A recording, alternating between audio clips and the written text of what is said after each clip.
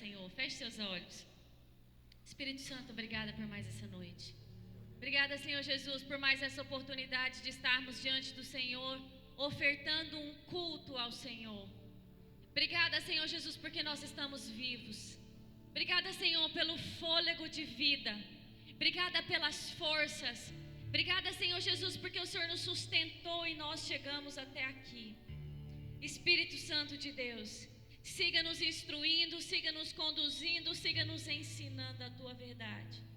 Pai, que em nome de Jesus, seja a Tua voz, seja aquilo que o Senhor deseja nos ensinar, seja aquilo que o Senhor preparou para que nós recebamos nessa noite, e que aquilo que o Senhor nos ensinar venha transformar a nossa mente, venha transformar o nosso comportamento, venha transformar, Senhor Jesus, o nosso caráter, para que a gente se pareça mais com o Senhor.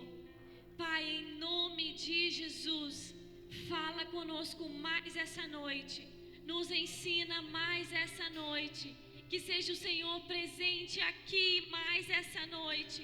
E em nome de Jesus, eu oro declarando pensamentos, mentes, ouvidos e olhos cativos completamente ao Senhor e somente ao Senhor. Em nome de Jesus, eu declaro e eu dou ordem para que toda voz que não venha do Senhor seja silenciada agora, em nome de Jesus. E que em nome de Jesus, o Senhor seja ouvido nessa noite. Em nome de Jesus. Amém e amém. Glória a Jesus. Eu queria começar te fazendo uma pergunta. O que você tem vivido hoje? Aonde está a sua vida hoje? Aquilo que você tem provado hoje, você está certo de que é exatamente a direção do Senhor para você? A boa vontade do Senhor para você? Eu quero que você responda essa pergunta para você. O que eu vivo hoje é aquilo que o Senhor dirigiu para que eu vivesse? Meu trabalho, a minha família, os meus relacionamentos, é exatamente o que o Senhor dirigiu para que eu vivesse? Responda para você. Existem duas vontades de Deus, ou pelo menos duas, que nós devemos estar apercebidos, que é a vontade diretiva de Deus e a vontade permissiva de Deus. O que é a vontade diretiva de Deus? A vontade diretiva é aquilo que Ele te direciona para que você viva. É aquilo que Ele te dá exatamente o caminho, que Ele traça o caminho e que você anda por aquele caminho. O que é a vontade permissiva de Deus? A vontade permissiva de Deus é aquilo que você escolhe e Ele permite que você viva. Porque o Senhor, Ele tem poder, Ele é poderoso o suficiente para quando eu for fazer uma escolha que Ele não dirigiu, de me matar se Ele quiser. Mas Ele não faz isso porque Ele respeita aquilo que Ele nos deu, que é o livre-arbítrio. Então Ele permite que a gente viva. Muitas vezes a vontade permissiva de Deus é até algo que a gente ora. Às vezes nós oramos pedindo coisas que não é o que Deus dirigiu para que nós vivamos. Mas atendendo a nossa oração, Ele permite que nós vivamos. Quando Adão estava no Éden, qual foi a direção de Deus para Adão em relação à árvore do conhecimento do bem e do mal? Qual foi? Não coma. E qual foi a escolha de Adão em relação a essa árvore? Comer. Então, eu quero que a igreja repita assim comigo. Vontade diretiva é quando eu faço o que Deus deseja. Vontade permissiva é quando eu faço o que eu desejo. Então a gente precisa entender essas duas vontades para que a gente entenda aquilo que o Senhor quer nos ensinar. Abra sua Bíblia em Romanos 12, 2. Romanos capítulo 12, verso 2. Que diz assim: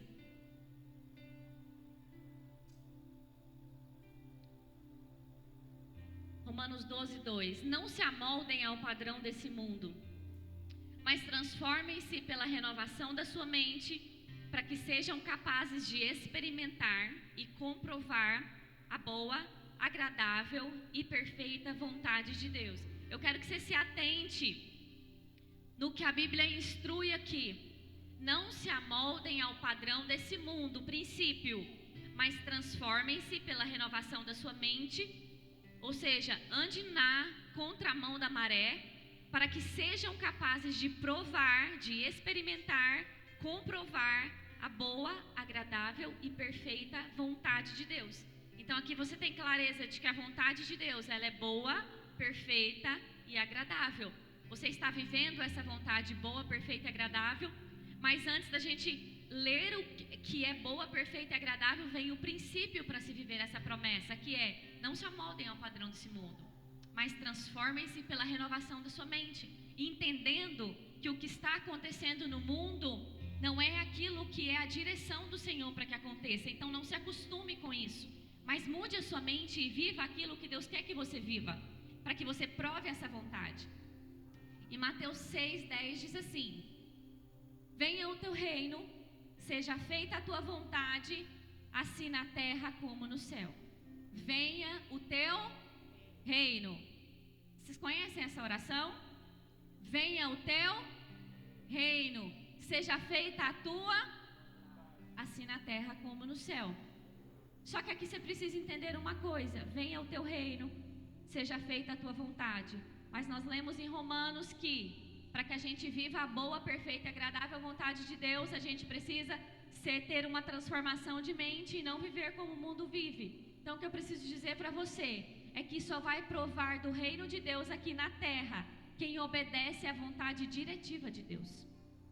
Não adianta orarmos dizendo: venha o teu reino, seja feita a tua vontade, se você não está sendo dirigido pelaquilo que Deus falou com você. Quem prova da vontade permissiva de Deus, quem vive querendo que Deus abra exceções para viver, quem vive querendo que Deus cumpra os seus caprichos e não a vontade dele na sua vida, não vai provar do reino de Deus nessa terra. O reino de Deus não vai ser manifesto sobre essa pessoa, porque tem um princípio: venha o teu reino, seja feita a tua vontade. Se a vontade de Deus não está sendo feita na sua vida, essa oração é vã para você.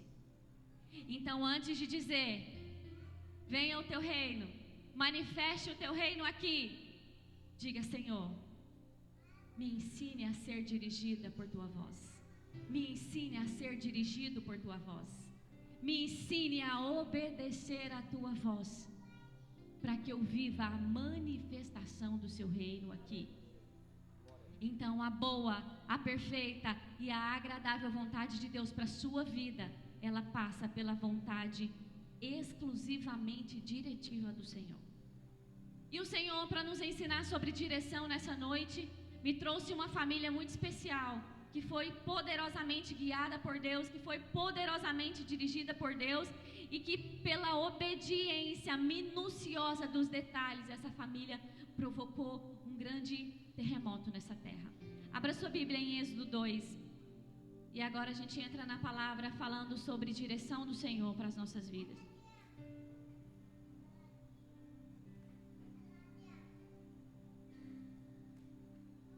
Êxodo capítulo 2, versículo 1. Diz assim, nós vamos ler até o 10. E foi um homem da casa de Levi, e casou-se com a filha de Levi. E a mulher concebeu e deu à luz a um filho, e vendo que ele era formoso, escondeu-o por 3 meses. Não podendo, porém, mais escondê-los, tomou uma arca de juncos e a revestiu com barro e betume, e pondo nela o menino, a pôs nos juncos à margem do rio. E a sua irmã postou-se de longe para saber o que lhe havia de acontecer. E a filha de Faraó desceu a lavar-se no rio, e as suas donzelas passeavam pela margem do rio. E ela viu a arca no meio dos juncos, e enviou uma das suas criadas, que o tomou. E abrindo-a, viu o menino, e eis que o menino chorava. E moveu-se de compaixão dele, e disse: dos meninos dos hebreus é este. Então disse sua irmã, a filha de Faraó: irei chamar uma ama nas hebreias, que crie este menino para ti. E a filha de Faraó disse-lhe: vai. Foi, pois, a moça e chamou a mãe do menino. Então lhe disse a filha de Faraó: leva este menino e cria-o, e eu te darei o teu salário. E a mulher tomou o menino e o criou. E quando o menino já era grande, ela o trouxe à filha de Faraó, a qual adotou, e o chamou de Moisés, e disse: porque das águas tenho tirado. Então nós vamos falar de pelo menos três áreas muito importantes que nós precisamos ser dirigidos pelo Senhor, que nós precisamos estar atentos, que nós precisamos ligar a luz de atenção para que nós ouvamos a voz do Senhor antes que a gente tome qualquer decisão, antes que a gente faça, antes que a gente se mova. E a primeira direção que nós precisamos ter muita clareza do Senhor é uma direção para fazer alianças. Aliança é um pacto, um tratado entre indivíduos, uma união, uma ligação pelo matrimônio, um acordo, uma sociedade. Isso é uma aliança. E o versículo primeiro que nós lemos agora em Êxodo, que talvez a gente não se atente para ele, porque nem aparece o nome do sujeito do versículo primeiro, diz assim: e foi um homem à casa de Levi e casou-se com uma filha de Levi. Alguém sabe o nome do pai de Moisés? Valendo R$10. Isso, oxi! Pastor Ovismar, era ele. Era Arão, o pai de Moisés. A Bíblia diz nesse versículo assim: foi um homem da casa de Levi e casou-se com uma filha de Levi. O que eu vejo aqui? Por que esse primeiro versículo é tão importante? Porque a gente lê que na base da família de Moisés, na estrutura da família de Moisés, um homem, um sacerdote, ele edifica a casa dele sobre a rocha. Ele edifica uma casa em obediência a Deus, dirigido por Deus. Mas por que você está falando isso, Poliana? Porque naquele tempo não era viável, não era correto que pessoas de tribos diferentes se casassem. Precisava que houvesse casamento entre pessoas da mesma tribo. Então, um homem da tribo de Levi precisava se casar com uma mulher da tribo de Levi. Só que era assim que acontecia sempre? Não. Muitos homens desonraram a Deus, muitos homens casaram com mulheres de outras tribos, inclusive muitos homens de Deus, muitos homens chamados por Deus. Foi o caso, por exemplo, de Sansão, que casou com uma mulher que não era da sua tribo, e que isso foi uma grande tragédia para Sansão. Mas a Bíblia fala que o pai de Moisés se casou, fez uma aliança com uma mulher da sua tribo. Com isso, ele estabelece uma aliança sólida, ele estabelece uma base sólida para que a família dele fosse construída. Qual o problema de se casar com pessoas de outras tribos? 2 problemas. Números vai nos contar isso, olha só. Números 36, 6 e 7 diz assim: isto é o que o Senhor mandou acerca das filhas de Zelofeade, dizendo: sejam por mulheres a que bem te parecer aos seus olhos, contando que se casem na família da tribo de seu pai. Assim, a herança dos filhos de Israel não passará de tribo em tribo, pois os filhos de Israel se achegarão, cada um à sua herança da tribo de seu pai.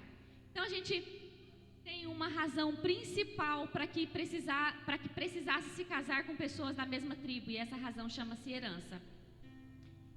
2 tipos de herança: herança financeira e herança espiritual. Herança financeira: quando se casavam com tribos diferentes, a herança financeira era dividida entre as tribos. Então a tribo era financeiramente enfraquecida quando se fazia uma aliança com tribos diferentes. Então alianças, muitas vezes, alguns daquela tribo nem percebia que a tribo tinha ficado financeiramente um pouco mais enfraquecida, porque tinha havido um casamento misto, mas de fato ela ficava financeiramente enfraquecida. E muitas vezes nós não percebemos, mas as nossas alianças erradas, as nossas alianças que o Senhor não mandou que a gente faça, enfraquecem as nossas finanças. E muitas vezes a gente ora tanto para que o Senhor nos abençoe, para que o Senhor nos prospere, para que o Senhor nos tire de situações financeiras difíceis, mas a gente não para avaliar as alianças que eu tenho feito, o Senhor mandou que eu fizesse, ou eu fiz na minha própria responsabilidade e estou colhendo os frutos disso. Uma outra aliança, uma outra herança era a herança espiritual de deuses. Muitas tribos diferentes, povos diferentes serviam deuses diferentes.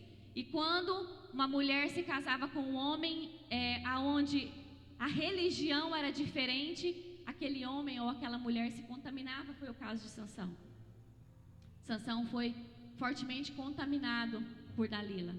E muitos outros homens de Deus, a Bíblia fala que chegaram a adorar outros deuses por ter se casado com mulheres que não deveriam se casar. Então, alianças erradas promovem morte. Alianças erradas enfraquecem as nossas finanças. Alianças que o Senhor não disse para que nós fizéssemos, certamente vai nos trazer consequências sérias e graves. Se Arão não tivesse se casado com uma mulher da sua tribo, obedecendo um princípio do Senhor, de se aliançar com quem o Senhor havia dito que era para aquele povo se aliançar, como deviam se aliançar, talvez aquela família não tivesse sido a madre de um libertador. Talvez aquele povo não havia sido liberto. Toda a história de sucesso promovida por Deus começa com alianças feitas por Ele. Então, seja sensível quando você for fazer alianças. Seja sensível à voz do Espírito Santo. Avalie com quais pessoas você está fazendo aliança. Avalie se as pessoas com as quais você está se aliançando prezam os mesmos princípios que você. Avalie se as pessoas com as quais você está se aliançando amam o mesmo Deus que você. Avalie se as pessoas com as quais você está se aliançando está indo para a mesma direção que você. Porque se assim não for, certamente você viverá muitos prejuízos de alianças que o Senhor não mandou que você faça. Qual o sentido de se ter o Espírito Santo dentro de nós, se não for para sermos dirigidos por Ele? Eu sei que muitas vezes nós vamos tomar decisões, nós vamos fazer escolhas, nós vamos fazer negócios, e a gente acha que está tudo bem se a gente fizer do nosso próprio entendimento. Qual o sentido em ter o Espírito Santo? Qual o sentido em receber o Jesus e ter o próprio Deus morando dentro de nós, se não for para ouvi-lo? Se não for para ser guiado por Ele, se não for para ser dirigido por Ele? Então, que não seja apenas um culto ou alguns cultos de domingo. Que não seja apenas uma visitação que você deseja. Que não seja apenas um evento que você deseja, mas que você deseje viver a presença, se mover pela presença e provar a boa, a perfeita e agradável vontade de Deus nessa terra. Eu fiquei pensando, imagina se Arão, esposo de Joquebede, tivesse pensado assim: eu vou ter uma grande ideia. Nós estamos precisando ser libertos desse povo, porque aquele povo já estava ali escravo no Egito por muitos anos. Imagina se ele pensa assim: olha, sabe o que eu vou fazer? Vou ter um filho com uma mulher egípcia, porque se eu tiver um filho com uma mulher egípcia, esse filho vai conseguir infiltrar dentro do reinado de Faraó. E aí, quando ele crescer, esse filho que vai ser meu, mas que vai estar infiltrado lá, ele pode matar Faraó e nos libertar. Imagina se aquele homem tivesse tido uma grande ideia. Nós não precisamos de grandes ideias, nós precisamos de obediência. Nós não precisamos de grandes ideias, nós precisamos de seguir cada direção que o Senhor nos der. Quando nós levantamos da nossa cama de manhã, quando nós chegamos no nosso trabalho, quando nós saímos para almoçar, quando nós entramos na nossa casa, quando nós saímos da nossa casa, nós não precisamos de grandes ideias, nós precisamos de obediência. Mas como obedecer? Como eu posso obedecer se eu não sei o que o Senhor está falando comigo? Se você já recebeu Jesus como seu Salvador, se você já entregou a sua vida para Ele como sendo o Senhor da sua vida, Ele está falando. Mas é que Ele fala às vezes coisas que nós não gostamos de ouvir. Ele nos dá direções muitas vezes que parecem muito na contramão das nossas vontades. E aí a gente se recusa. Mas quando a gente se recusa, a gente escolhe viver a vontade permissiva de Deus. E sem dúvidas nenhuma, a vontade permissiva de Deus não é boa, não é perfeita e não é agradável. Alianças certas libertam, alianças erradas escravizam. Êxodo 2 e 3 diz assim: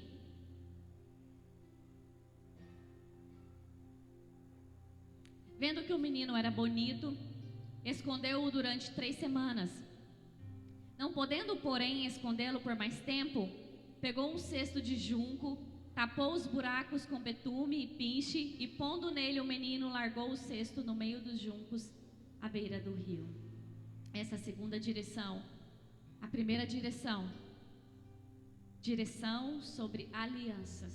Toda aliança precisa ser rigorosamente dirigida por Deus. Segunda direção, a direção para a entrega. E essa direção pode parecer rara, mas é muito mais comum do que você imagina.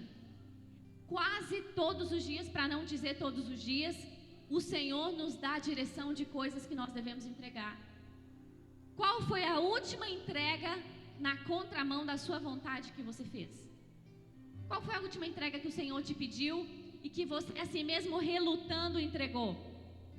Porque é frequente. Só que nós não ouvimos, porque nós não queremos ouvir e nós não entregamos. E por não fazer a entrega do jeito certo, no tempo certo, que o Senhor nos direcionou, nós não vivemos a boa, perfeita e agradável vontade de Deus. Nós não vivemos a manifestação do reino de Deus na terra. É muito bom, é muito bonito orar por essa manifestação. É muito bom, é muito bonito orar para que a vontade de Deus se cumpra, para que os propósitos de Deus se cumpram na nossa vida. É muito bom orar para que o Senhor nos leve aonde Ele falou que ia nos levar. Mas é difícil entregar. É dolorido entregar. E se você não passar pela entrega, você não vai alcançar aquilo que o Senhor disse que você alcançaria. Porque não depende do Senhor, depende de você. E aí, o Senhor fala com aquela mulher. A Bíblia diz que o menino era bonito, ela esconde o menino 3 meses. E chega um momento que ela percebe que não dá mais para esconder o menino. E aí ela começa a se preparar para a entrega. Joquebede, ela faz o cesto. Ela betuma o cesto. Eu imagino que talvez não foi tudo no mesmo dia. Ou não aconteceu tudo em um período de 30 minutos ou de 10 minutos. Quando ela percebeu que não dava mais para ficar com o menino ali, porque o menino já estava grandinho, já chorava mais alto, ela começa a se preparar para entregar. E o Senhor é muito lindo, porque geralmente Ele nos dá esse tempo para a entrega. Existem coisas que o Senhor pediu que eu entregasse, que teve coisas que levaram 3 meses até que chegasse o momento da entrega, 4 meses, 5 meses, ou uma semana, ou houveram coisas que Ele me deu 3 minutos para que eu me preparasse para entregar. Mas Ele nos dá tempo para que a gente se prepare para entregar. Então Joquebede, quando percebe que chegou o tempo, ela se levanta e ela começa a se preparar para entregar a criança. E existe uma diferença entre doação e entrega, porque doação é quando você oferta, quando você doa aquilo que não te serve mais, aquilo que não cabe mais, aquilo que você não usa mais, aquilo que você já nem gosta mais, aquilo que você se arrependeu de ter adquirido. Então, isso é doação. Entrega é aquilo que faz parte de você. Entrega é aquilo que te dói. Entrega é aquilo que talvez você ame. Entrega é aquilo que realmente vai significar um sacrifício. E para Joquebede não era fácil entregar o menino. Ela amava o menino. E não houve falta de amor para que ela entregasse. O Senhor não tirou o amor do coração dela para que ela entregasse o menino. Não houve um desprendimento emocional para que Joquebede entregasse o menino. Mas ela começa a se preparar. Ela se prepara, ela obedece a direção, ela obedece o tempo. E eu acho bem interessante que Joquebede foi muito cirúrgica quanto ao tempo. Se Joquebede atrasa um dia, talvez o menino tivesse sido morto por Faraó, que viria ser quem iria sustentar o menino. Se Joquebede talvez tivesse atrasado ou adiantado um dia ou uma hora, talvez a filha de Faraó não estivesse no rio e não teria achado o menino. Então, a exatidão da entrega de Joquebede no tempo, no lugar, na forma, fez com que quem era para matar deu vida. Quem era para matar financiou. Quem era para matar criou, adotou. Porque ela foi cirúrgica no tempo, na hora, na forma com que Deus falou. Muitas vezes nós tentamos negociar a direção que o Senhor nos dá de entrega. Algumas direções que o Senhor nos dá, muitas estão na palavra. Outras Ele vai falar especificamente com você em uma situação muito pontual.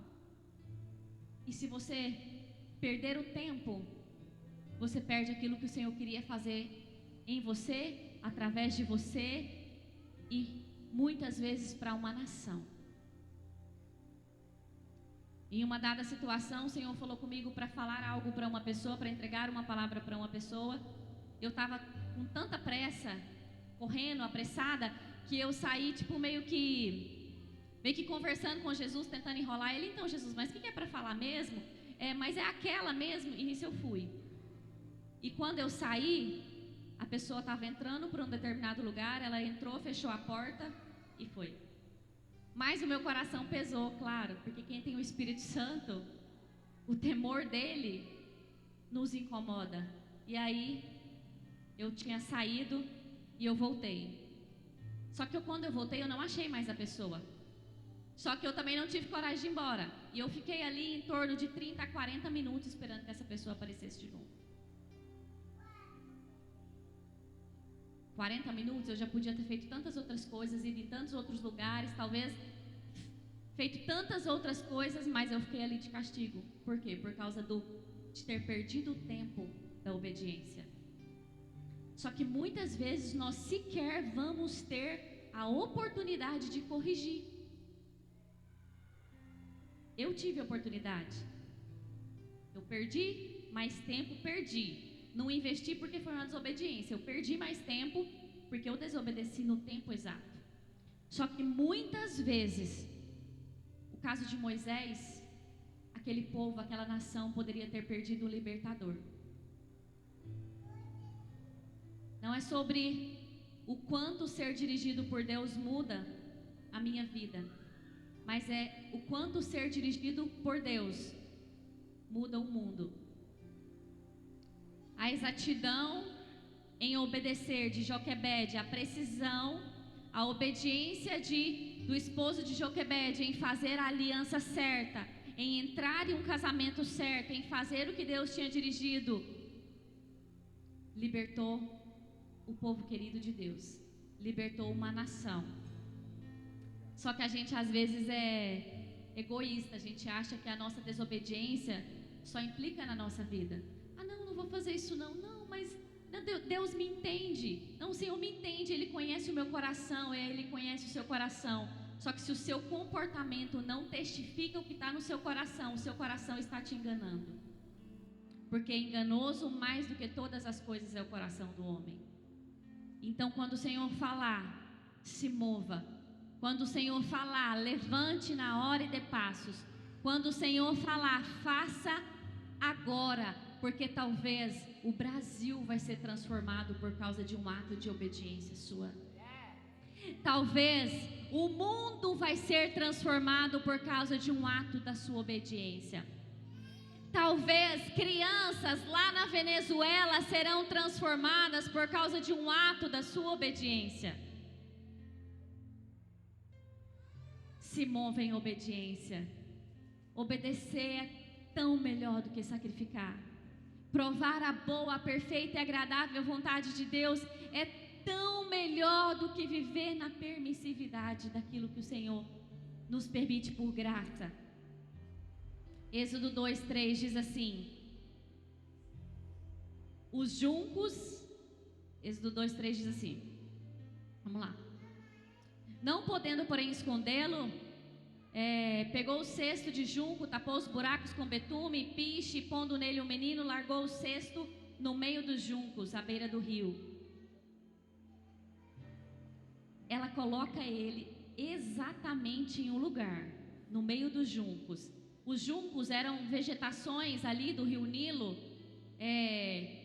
e eu fiquei pensando, mas por que o Senhor foi exato em dizer no meio dos juncos? Porque os juncos, eu imagino que ele escondeu o Joquebede para que ninguém visse quando ela se abaixou para deixar o cesto. E os juncos, eles seguraram o cesto para que o cesto não saísse rodando solto pelo rio e de repente se perdesse nas águas do Nilo. Mas o junco ali, ele firma o cesto, e a Bíblia logo na sequência fala que a mulher já vê aquele cesto nos juncos ali. Então a exatidão de colocar ali naquele lugar foi uma proteção para o cesto, foi uma proteção para Moisés. Então às vezes o Senhor fala, faz isso. Você fala, eu vou fazer, mas não vou fazer aqui, ou eu não vou fazer hoje, ou eu não vou fazer naquela igreja, ou eu não vou fazer lá, eu vou fazer daquele jeito assim, não, eu vou fazer, mas vou fazer amanhã, mas eu vou fazer, não, mas vai ser do meu jeito, porque eu acho que assim não vai dar certo, porque eu acho que as pessoas não vão aceitar, não vão entender, então eu vou fazer desse jeito. Faz exatamente o que o Senhor mandou você fazer. Ele é responsável pelo resultado disso. Você não precisa ter grandes ideias, você precisa ser obediente. Você não precisa ter grandes ideias, você precisa ser obediente. Seja cirúrgico naquilo que o Senhor te mandou fazer. Lugar exato, forma exata. Êxodo 2:10 diz assim.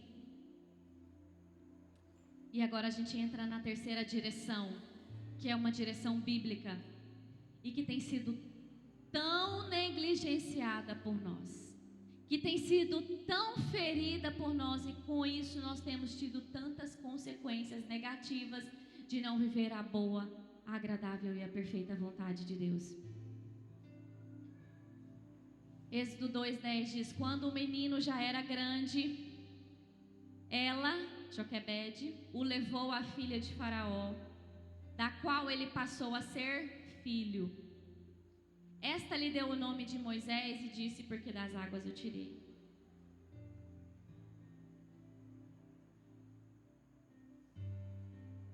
Essa direção está na palavra, está no Antigo Testamento, está no Novo Testamento, e nós temos tantos argumentos para negligenciar. Nós temos tantos argumentos para pecar. Nós temos tantos argumentos para justificar o nosso erro. Quando chegou o tempo estabelecido, que o menino cresceu, Joquebede pega o menino e vai entregar a filha de Faraó. A filha de Faraó, Faraó era uma autoridade sobre o povo de Deus. Por quê? Porque eles eram escravos daquele povo, e foram escravos por causa do pecado deles, por causa dos erros e das escolhas erradas deles.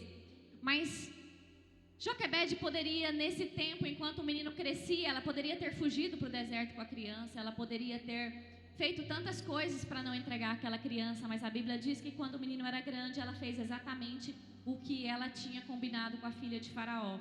Ela pega o menino, leva para a filha de Faraó. Naquele momento a Bíblia diz, da qual ele passou a ser filho, e esta lhe deu o nome de Moisés. Andarmos debaixo das autoridades estabelecidas por Deus.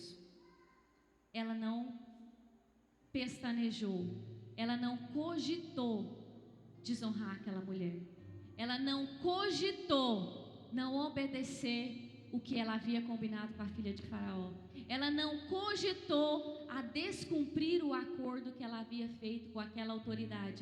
E Faraó vinha massacrando o seu povo há muito tempo. Joquebede tinha muitos argumentos para não entregar aquele filho para aquela mulher. Faraó não era um rei bom para os hebreus. Faraó não era um governo bom para os hebreus. Era um governo mau, era um governo que escravizava, que cada vez colocava mais carga sobre eles. Era um governo que tinha mandado matar os meninos homens deles. Inclusive tinha mandado matar a própria Moisés. Ela poderia dizer, mas se eu devolver o meu filho, e se Faraó matar meu filho?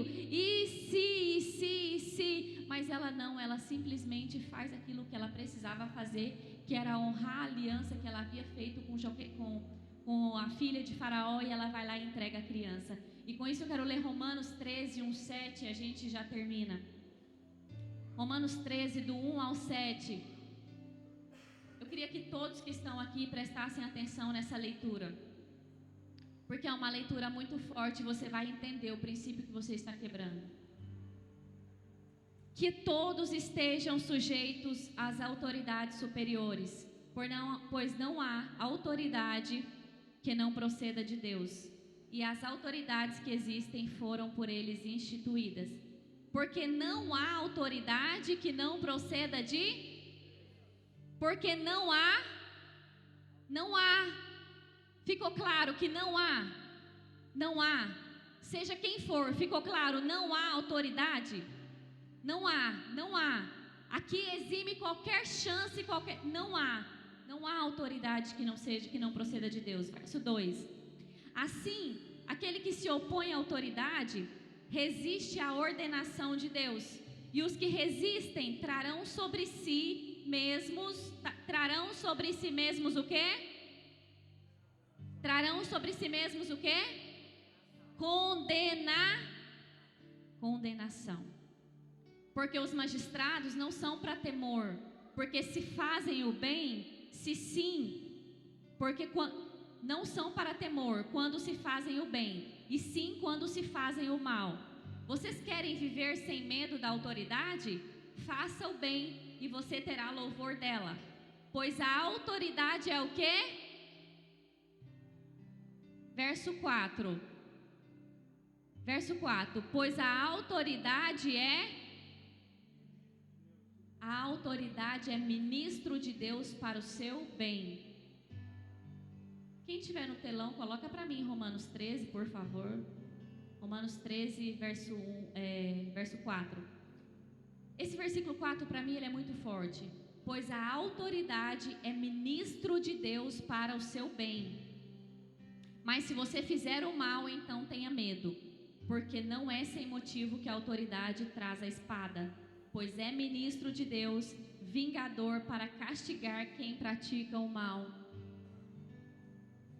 Essa versão fala, pois ela é serva de Deus para o seu bem. Você imagina que todas as autoridades, todas as autoridades, pensa numa autoridade, a que você gosta e a que você não gosta, seja legislativo, judiciário, executivo, de qualquer um dos poderes, seja autoridade dentro do seu lar, seja autoridade dentro do seu trabalho, ela é ministra de Deus.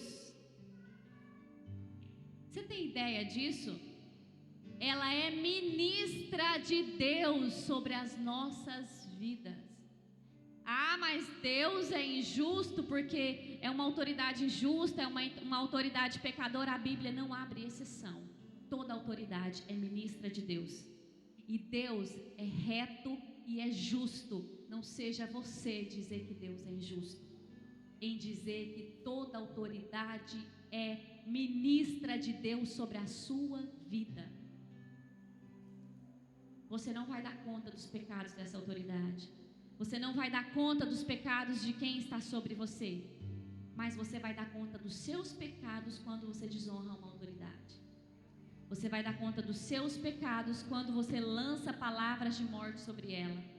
Você vai dar conta dos seus pecados quando você amaldiçoa, quando você faz chacota, quando você critica, quando você faz trote, quando você faz piadinha. Você está fazendo com um ministro de Deus.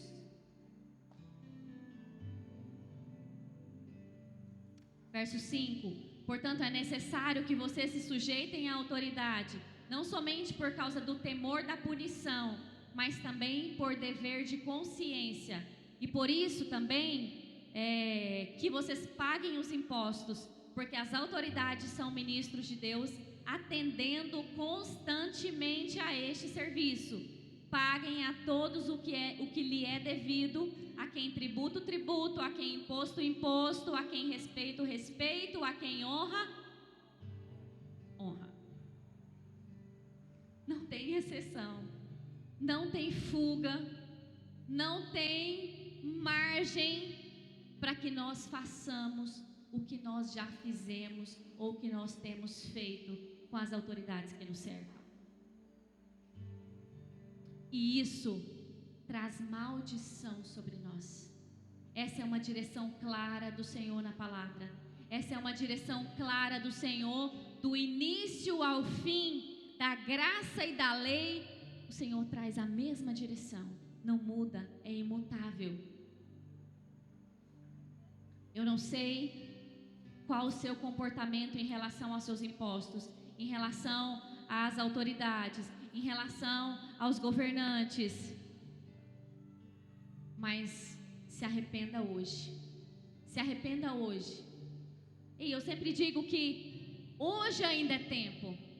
Hoje ainda, você já pensou a gente chegando no céu? A gente não, mas alguém chegando no céu, lá na porta de acesso do céu, e o Senhor falando assim: vai entrar não?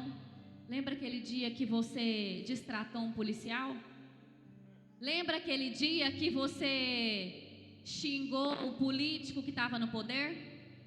Lembra aquele dia que você amaldiçoou seu prefeito? Lembra aquele dia que você lembra aquele dia? Rapaz, nós temos tanta coisa para obedecer. Nós temos tantas coisas para ser retos. Nós não podemos ser excluídos do céu ou ser amaldiçoados por desonrar as nossas autoridades. Isso faz parte do tratamento do nosso caráter de humildade, porque a gente tem dificuldade em se submeter. Isso é do ser humano. Nós temos uma dificuldade incrível de nos submetermos. Então, se eu acho um erro no meu superior, para mim é um escape para que eu não obedeça, para que eu não submeta, para que eu não honre. Ah, mas eu tenho que obedecer quando a minha autoridade me mandar pecar? Você não tem, porque acima dela está a autoridade do Senhor. Mas você precisa ainda assim honrar. Você precisa ainda assim respeitar. Daniel, ele não obedeceu a ordem de adorar outros deuses, de adorar aquela estátua. Mas ele não desonrou. Ele não levantou a palavra contra. Ele não disse: eu não vou adorar esse Deus porque só o meu Deus é o Senhor. Então você pode mandar quantas vezes você quiser, mas isso eu não faço. Não. Ele continuou o comportamento dele de oração, mas ele não desonra, ele não desobedece, ele não desonra, ele não destrata, e ele segue obedecendo ao Senhor. E o Senhor foi responsável para fazer com que aquela autoridade reconhecesse que o Deus de Daniel, que o Deus de Sadraque, Mesaque e Abednego de fato era Deus. Então, quando você obedece à direção, você não precisa ter grandes ideias. Você precisa ser obediente. Que quando você é obediente, o Senhor faz de um bebê um libertador. O Senhor faz de um bebê o homem que veria Deus face a face. pai dele não precisou se preocupar em fazer a network de Moisés e Deus. Ele precisou ser obediente. Joquebede precisou ser obediente. Seja obediente. A boa, a perfeita e agradável vontade de Deus só vai acontecer se você estiver sendo dirigido por Ele. O profeta Ezequias, quando Isaías chega para ele e fala: Ezequias, você vai morrer, o Senhor mandou eu vir te falar, arruma a tua casa que você vai morrer. Ezequias chega diante de Deus e fala: Deus, eu tenho crédito com o Senhor, eu fui reto, eu fui bom, eu fiz, eu cumpri, me dê mais anos de vida. E o Senhor manda Isaías voltar antes que ele tivesse ido embora e fala para Ezequiel que ele vai viver, Ezequias, que ele vai viver mais 15 anos. E a última frase do capítulo de Reis diz assim, que ele não teve mais paz, que nos anos que ele viveu, que foram acrescentados, ele não teve paz. A vontade permissiva de Deus não é boa, não é perfeita, não é agradável, porque ela passa pelo crivo das suas escolhas. A vontade boa, perfeita e agradável de Deus, ela é exclusivamente direcionada por Ele. Entregue o que o Senhor te pediu para entregar. Deixe no altar o que o Senhor te mandou deixar. Entregar aquilo que o Senhor te mandou entregar não significa sequer que o Senhor vai levar. Moisés foi e voltou várias vezes. Muitas coisas. Isaac foi até o altar do sacrifício e voltou para casa com o pai. O que Deus te pediu não significa que Ele vai levar, mas significa sim que você precisa entregar. Se você não entregar, você não vai viver o que Deus tem para que você viva. O que você está vivendo hoje não é porque Deus quis, não é porque é o que Deus quis, estou passando por isso porque Deus sabe. Não. Talvez as suas orações, você tem orado e pedido providência de Deus. Você tem orado pedindo providência de Deus sobre os seus filhos, sobre as suas finanças, sobre a sua empresa, sobre o seu casamento. Imagina Joquebede orando e pedindo a Deus um libertador. E quando Deus fala entrega, ela fala: eu não entrego. Ele não, é meu filho. Talvez a liberdade que você ora por ela não aconteceu porque ela está na entrega que você não fez. O que você quer viver? O que você quer viver? Você quer viver de fato o que o Senhor tem para você? Você quer viver de fato o que Deus desenhou para você? Então não retenha nada. Faça exatamente o que Ele te mandar fazer, o que Ele te pedir fazer, a tempo, a hora, no lugar, do jeito, exatamente como Ele te dirigir. Que o que você entrega, você deposita no melhor lugar que você poderia depositar.